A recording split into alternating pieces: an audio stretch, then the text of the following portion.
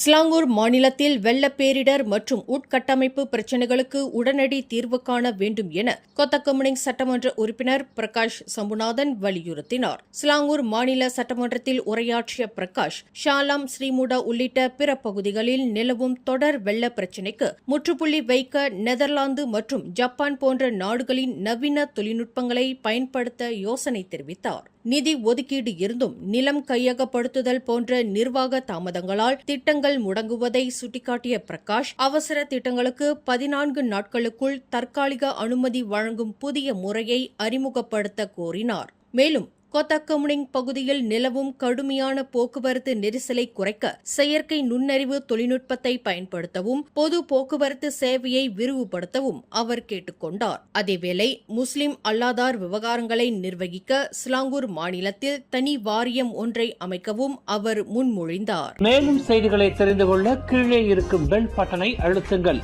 உங்கள் மகிழ்ச்சியை வெளிப்படுத்த லைக் மற்றும் ஷேர் செய்யுங்கள். தொடர்ந்து திசைகளோடு இணைந்திருக்க சப்ஸ்கிரைப் செய்யுங்கள்.